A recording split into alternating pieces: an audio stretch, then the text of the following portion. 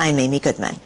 In Pakistan, up to 100 people have been killed in clashes between Sunni and Shia Muslims in the country's northwestern border region with Afghanistan.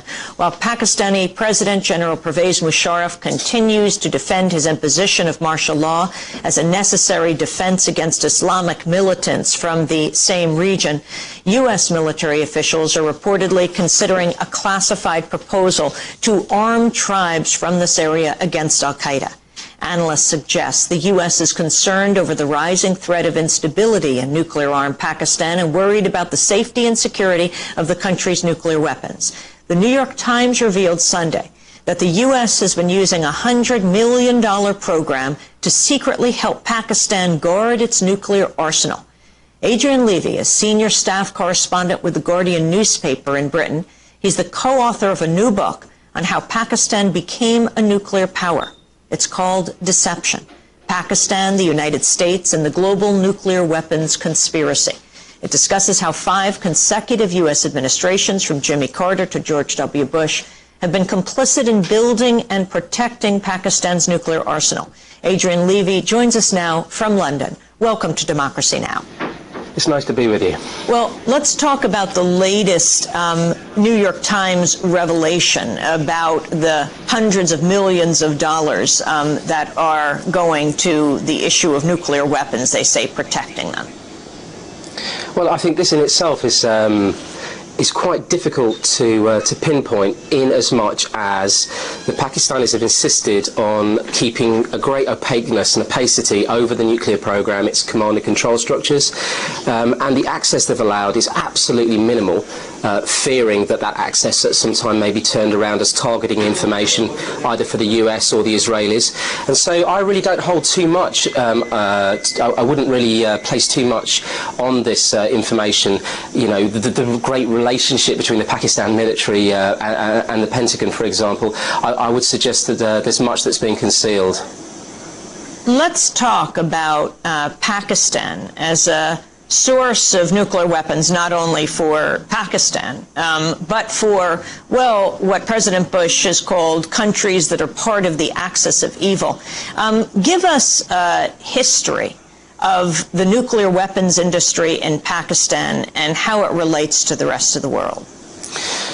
Right, I guess the obvious starting point, in essence, is over the border with Pakistan's long-term nemesis, India. And when India detonated a bomb in 1974, something it did in response to threats from China, Pakistan redoubled all of its efforts to obtain a nuclear weapons program.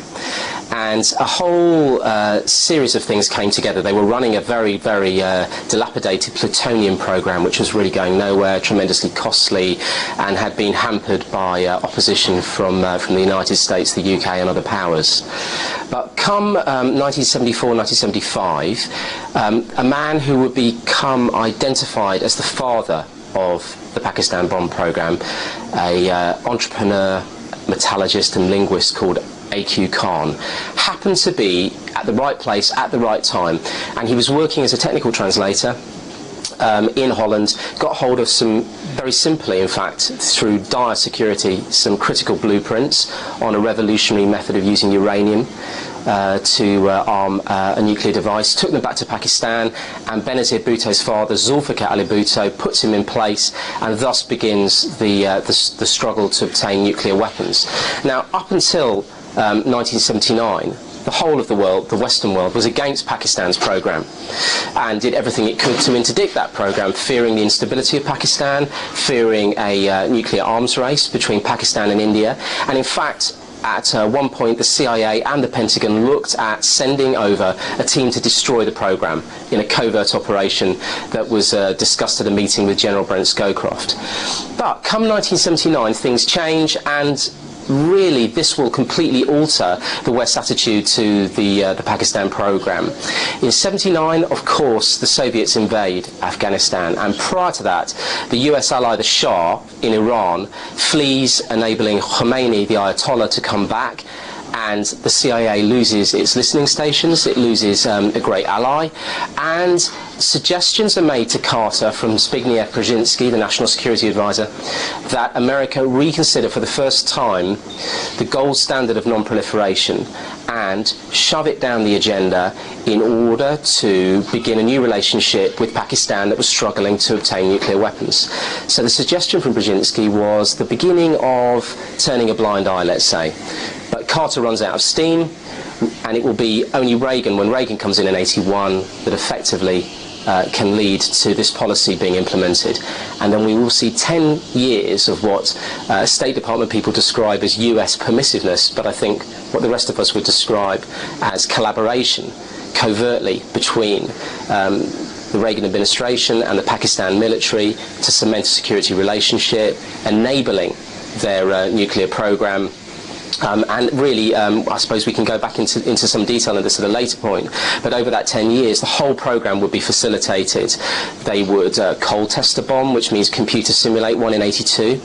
83, they'd repeat that process. In 1984, the Chinese would take that bomb and hot test it, actually let it off in a Lopnor test site, their Lopnor test site.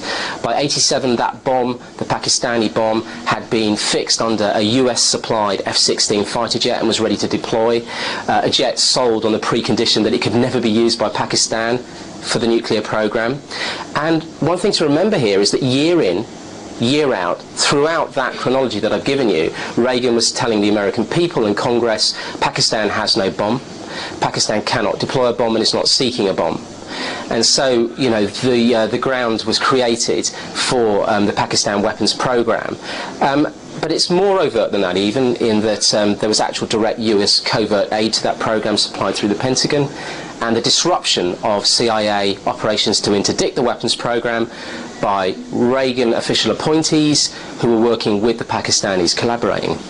The results in the 90s were that Pakistan did proliferate because US aid was cut off and the US turned its back on Pakistan, and the Pakistanis milked their nuclear program for hard cash, selling to Iran, Iraq, North Korea, Libya, the axis of evil powers. And we also know there is intelligence to show that they began negotiations very much with Saudi Arabia, with Syria, and of course there are tentative contacts with Al-Qaeda elements as well.